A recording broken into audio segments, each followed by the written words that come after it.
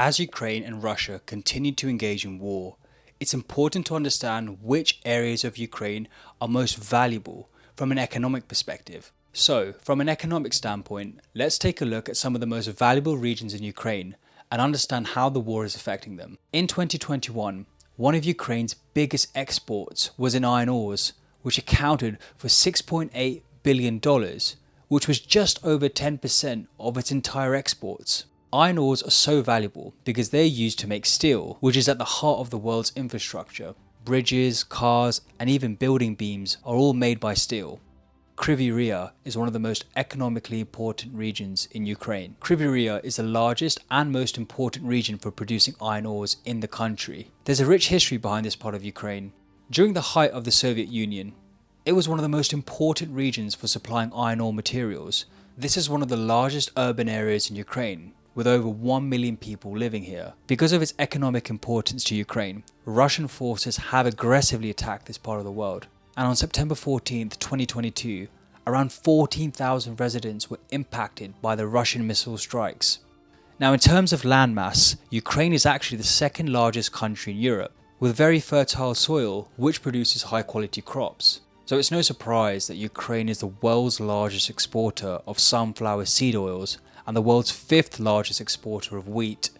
Sunflower seed oils are produced in these parts of Ukraine. Kirovohrad and northeastern Ukraine make the most sunflower seed oil, while Odessa and the northeastern part of Ukraine produce the most wheat. In November of 2022, Ukrainians reclaimed Kherson from Russian forces, which will undoubtedly prove to be a big win. As a result of regaining Kherson, Ukrainians are able to better control the flow of fresh water which flows into Crimea, which is now under control by Russian forces. Ukraine's nickname is the breadbasket of Europe and has seen the conflict disrupt the usual process of harvesting and transporting crops. Some of you watching probably know that crop shortages and food prices have increased because of the conflict in Ukraine. Crop shortages and higher food prices are due to several factors, but one of them is the blockading of ports. During the summer of 2022, Russian forces sealed off all Black Sea ports to prevent Ukrainians from exporting grains. Crop shortages and high food prices also come from the destruction of agricultural land via missile strikes. An image from March 2022 shows the damage caused by such artillery strikes. South and west of Azera, a village roughly 20 miles northwest of the capital, Kiev, many countries such as Lebanon, Tunisia, and Libya are heavily reliant on timely and affordable exports. The 22nd of July 2022 saw an agreement between Russia and Ukraine brokered by the United Nations and Turkey to open a safe corridor in the Black Sea. This has allowed safe passage for over 500 ships containing grain, but 2 months later, Russia announced it wouldn't participate in a safe corridor agreement with Ukraine, alleging that Ukraine had targeted Russian vessels. All of this means that countries which are most reliant on exports, such as wheat from Ukraine, like Egypt, will have to wait longer and probably pay more for their exports. As mentioned earlier, Russian forces have sealed off Black Sea ports, preventing Ukraine from being able to export their goods. And by blockading of ports, I specifically mean Russian naval forces anchoring themselves in the sea, preventing exports of ships from leaving. Because of its geography, Russian forces can quite easily blockade the Black Sea ports, such as Odessa, which is the country's largest. Despite the fact that China was Ukraine's biggest buyer in 2021, these port blockades meant that Ukraine had to export its iron and steel using railway as opposed to its traditional route of ports to neighbouring EU countries such as Poland, Slovakia and Romania. But in spite of neighbouring countries' efforts to consume more iron from Ukraine saw a 71% decrease in iron exports from its previous year. Ukrainian companies have seen their costs rise significantly when transitioning away from ports and using rail.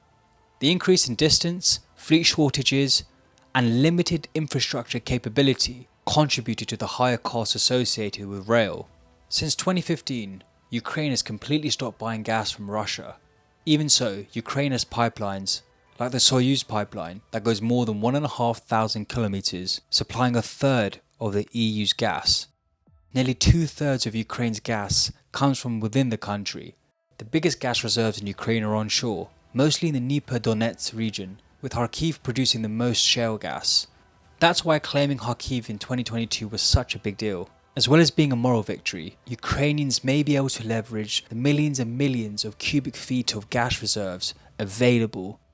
There's almost 1 trillion cubic meters of gas available in Ukraine, second to only Norway in Europe, but these enormous reserves of gas in Ukraine remain largely untapped. US drillers are currently in talks with Ukraine about pumping gas from its untapped reserves. The situation is still in its infancy, and while it may be too late for the rest of Europe, who are in the middle of a gas crisis, Ukraine has the potential to become more self-sufficient in the long run by increasing its gas export capability. 90% of Ukraine's coal reserves are based in the Donbas region, with reserves estimated at 34.4 billion tons of coal.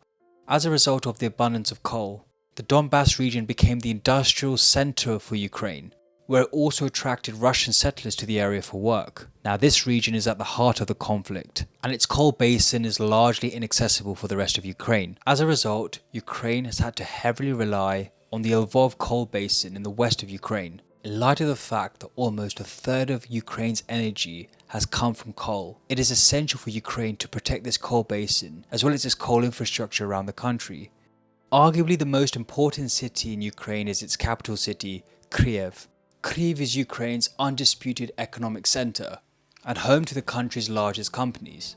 Over a quarter of Kiev's total industrial production is generated by utilities such as electricity, gas and water. Chemical works, fertilizers and even metal cutting are all prominent in Ukraine's capital. But in December of 2022, Russian missiles struck Kiev's infrastructure, leaving about half of the area surrounding the capital without electricity.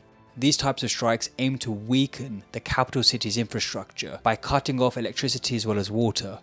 As a result of the conflict, Ukraine's economy is expected to shrink by up to 40% in order to protect the innocent men, women and children who are facing a humanitarian crisis. The world must understand what economic assets are most valuable to Ukraine and help Ukraine protect these assets.